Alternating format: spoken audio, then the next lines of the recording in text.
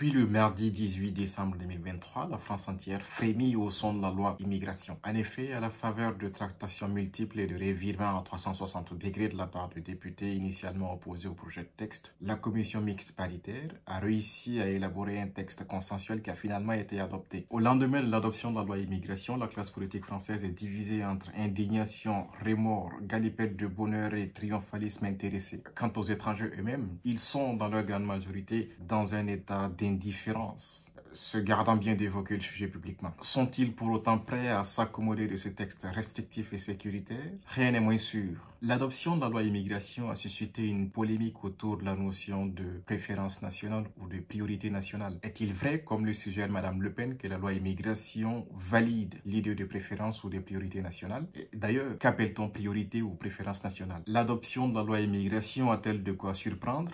Que contient vraiment ce texte? Quels sont les changements auxquels on peut s'attendre en tant qu'étudiant ou salarié? Ce sont là autant de questions auxquelles je me propose d'apporter des éléments de réponse au cours de cette vidéo.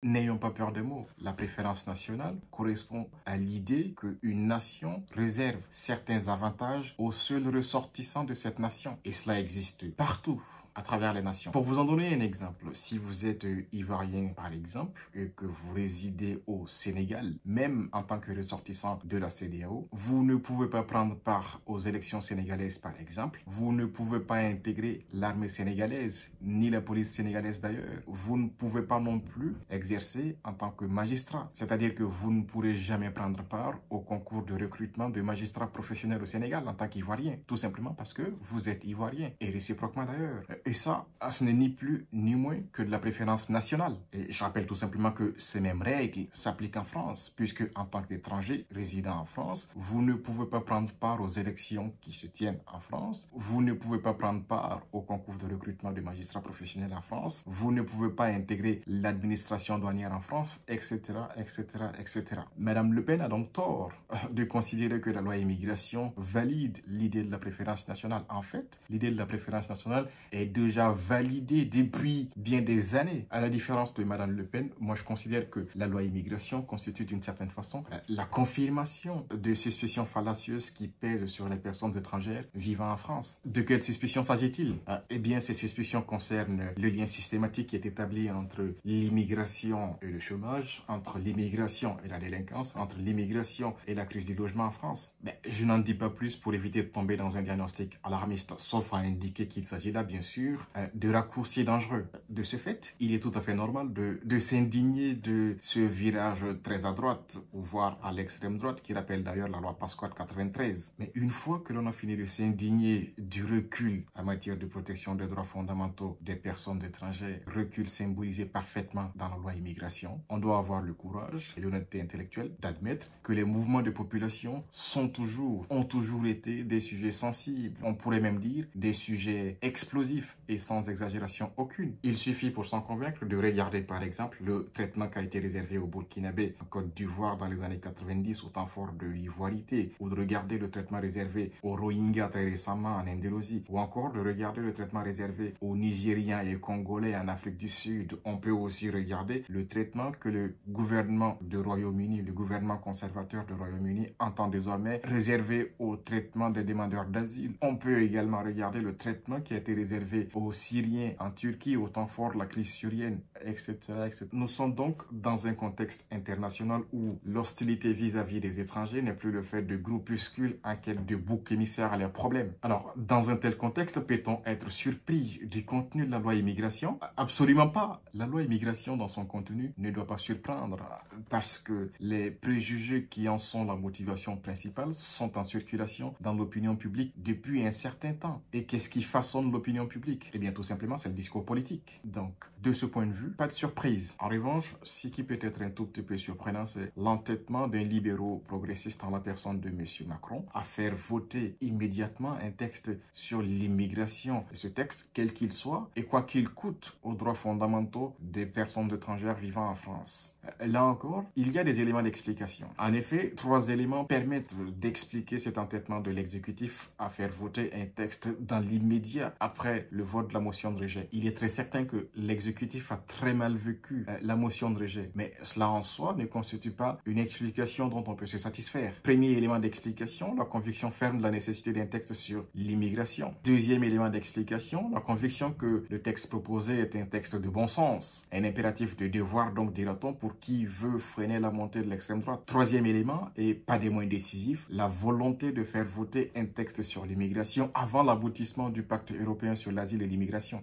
Puisque le pacte européen sur l'asile et l'immigration était sur le point d'aboutir, il fallait coûte que coûte faire voter un texte sur l'immigration avant que le texte européen ne soit adopté. Ainsi, les citoyens français n'auront pas l'impression que la politique migratoire de la France est pilotée depuis Bruxelles. Je rappelle à cet égard que le président de la République était un europhile convaincu. Je rappelle également que c'est cette impression de ne pas être au contrôle des flux migratoires qui a été à la base du Brexit. Avant d'aller plus loin, et comme vous le savez sans doute, le texte a été déféré au Conseil constitutionnel afin qu'il se prononce sur sa conformité au bloc de constitutionnalité. Quelles sont les dispositions qui risquent d'être censurées et pourquoi? Pour les dispositions qui échapperaient à la censure du Conseil constitutionnel, comment celle-ci affecterait votre situation en tant qu'étudiant ou salarié? Ce sont là les deux questions auxquelles je me propose d'apporter des éléments de réponse dans la suite de cette vidéo. Avant de répondre aux questions que je posais il y a quelques instants, quelques commentaires sur la loi immigration de façon générale. Il s'agit pour l'essentiel d'un texte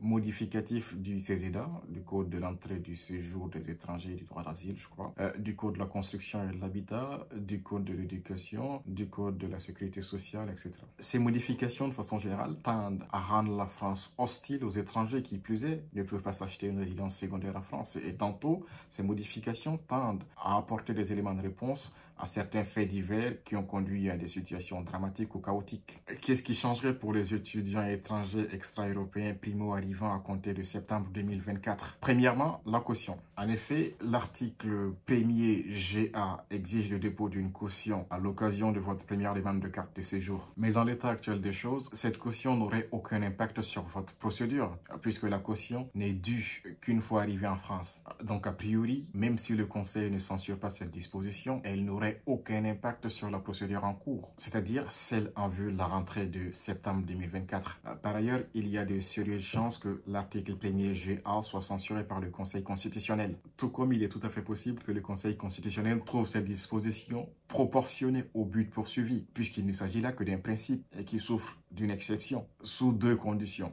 Premièrement, la modicité des moyens et deuxièmement, l'excellence du parcours. Il faut que ces deux conditions soient réunies pour que vous soyez exonéré ou dispensé du versement de la caution. En tout état de cause, si cette disposition échappe à la censure du Conseil constitutionnel, elle ne devrait être appliquée qu'à compter de septembre 2025 au plus tôt. Ce qui veut dire tout simplement que l'exigence de caution ne serait pas appliquée aux étudiants extra-européens primo-arrivants à compter de septembre 2024. De même, les étudiants déjà présents sur le territoire français n'ont pas à craindre les effets de cette disposition, car l'article 1er GA de la loi immigration ne concerne que les étudiants étrangers extra-européens primo-demandeurs de carte de séjour. Il reste tout de même un inconnu, le montant de la caution. Encore une fois, si l'article 1er GA échappe à la censure du Conseil constitutionnel, la caution sera déterminée par décret en Conseil d'État. Il pourrait s'agir, ainsi que Mme Borne l'a suggéré il y a quelques jours, d'un montant symbolique. Voyons à présent la consécration légale de l'application de droits d'inscription différenciés pour les étudiants extra-européens. Bon, je vais me prendre un bain de soleil là. Ici, rien de nouveau sous le soleil, j'ai envie de dire, car ils sont déjà très nombreux, les établissements qui appliquent déjà les droits d'inscription différenciés pour les étudiants étrangers extra-européens. Si cette disposition échappe à la censure du Conseil, elle aurait pour effet de contraindre l'ensemble des établissements publics français à appliquer les droits d'inscription différenciés pour les étudiants étrangers extra-européens. Et cet article concernerait l'ensemble de la communauté étudiante étrangère extra-européenne. C'est cet article qui risque de bouleverser beaucoup de choses pour les étudiants étrangers extra-européens. Arrivons maintenant à l'une des dispositions les plus controversées de la loi immigration.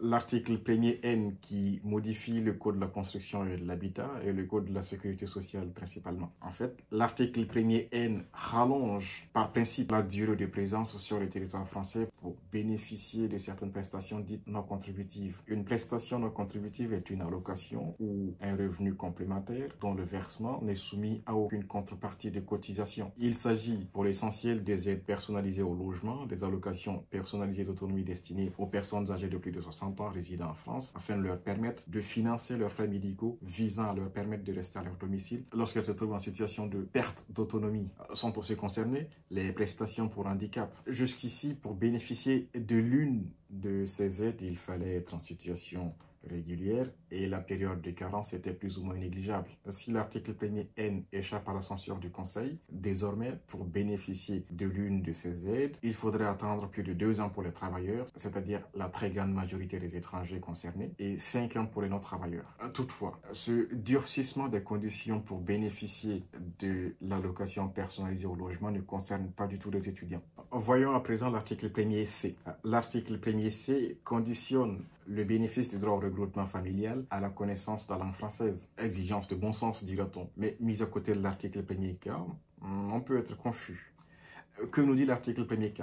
L'article 1er K accorde aux ressortissants britanniques propriétaires d'une résidence secondaire un droit au séjour automatique, c'est-à-dire sans demande de visa. L'article 1er K, du reste, me paraît être en conflit avec l'article L 411-1 du CESEDA intitulé document de séjour. Car si les Britanniques sont dispensés de demande de visa, sur la base de quel document leur droit au séjour serait-il fondé? On peut se poser légitimement la question. Venons-en à présent à l'article 1er L. L'article 1er L, quant à lui, rétablit pudiquement le délit de séjour irrégulier. Ce délit avait été supprimé par une loi du 31 décembre 2012. À l'époque, la suppression de ce délit faisait suite à la condamnation de la France par la Cour européenne des droits de l'homme parce que, tout simplement, la France condamnait le délit de séjour irrégulier par une peine d'emprisonnement.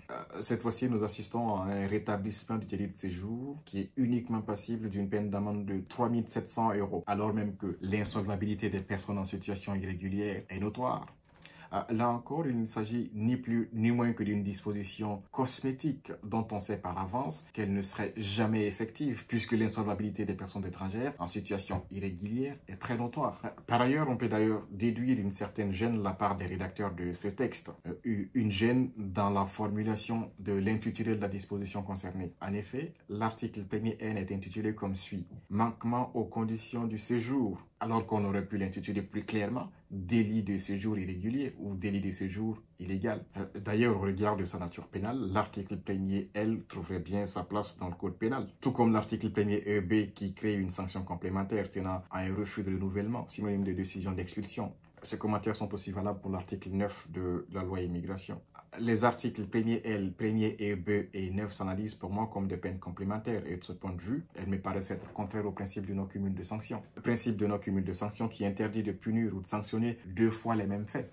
Ce qui est clairement le cas ici, car si vous êtes reconnu coupable de faits de nature criminelle, le juge prononcera une peine à votre encontre. Et en plus, le préfet pourrait également prendre une peine complémentaire pour vous sanctionner pour les faits qui auraient déjà été sanctionnés par le juge. Il y a là donc double sanction pour les mêmes faits.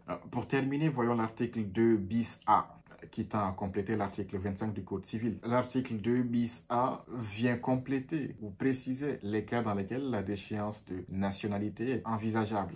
Je rappelle que cette disposition n'est en principe pas applicable aux Français nés en France, même de parents étrangers. En tout cas, c'est ce que nous expliquent les rédacteurs du texte en commission mixte paritaire. Ce qui est tout à fait logique, puisque dans la plupart des cas, ces personnes qui sont nées en France de personnes étrangères n'ont aucun lien, sinon un lien très faible avec les pays de leurs parents. Dans la plupart du cas, l'application de cette disposition aurait pour conséquence ou pour effet de les rendre techniquement apatrides. Elle ne concernerait donc que les personnes étrangères qui auraient acquis la citoyenneté française consécutivement à leur arrivée tardive en France. Et c'est d'ailleurs à cette condition que cette disposition échapperait à la censure du Conseil. L'évocation de cette disposition sur la déchéance des nationalités me donne l'occasion de battre en brèche une idée ou un abus de langage. Cette idée, quelle est-elle? C'est l'idée selon laquelle il existerait en France un droit automatique à la citoyenneté du fait de votre naissance sur le territoire français. C'est formulé ainsi: automaticité du droit du sol. Aussi surprenant que cela puisse paraître, il n'existe pas, il n'a jamais existé en France un droit automatique à la citoyenneté du fait de votre seule naissance sur le territoire français. Les États-Unis appliquent un droit du sol automatique, car dès l'instant où vous êtes né aux États-Unis, même si vous grandissez à Kinshasa, vous êtes américain. et vous n'avez qu'à demander votre citoyenneté et vous l'obtiendrez du seul fait de votre naissance sur le territoire américain, même si consécutivement à votre naissance, vous n'avez eu que des liens très faibles avec les États-Unis. Dans le cas de la France, en plus de votre naissance sur le territoire français, il faut avoir résidé en France pendant un temps plus ou moins long, histoire d'acquérir et de partager la culture française, avant de se voir accorder la citoyenneté. Il n'y a donc pas d'automaticité, puisqu'il faut remplir certaines conditions pour pouvoir accéder à la citoyenneté française, en plus de votre naissance sur le territoire français. Voilà ce qui me paraissait mériter une attention particulière avant la décision du Conseil constitutionnel, en espérant que cet examen de la loi immigration vous a été utile. Si tel est le cas, et si le cœur vous en dit, je vous invite ou je vous propose de soutenir la chaîne en vous abonnant et en mettant un petit pouce bleu juste en dessous de la vidéo. Ça fait plaisir et c'est très encourageant. Avant de vous dire au revoir, n'oubliez jamais que le tourment, quel qu'il soit, est toujours momentané. Bon réveillon chez vous, passez des bonnes fêtes de fin d'année. Je vous retrouve l'année prochaine, 2024, pour d'autres aventures aussi passionnantes. D'ici là, portez-vous bien. À très bientôt.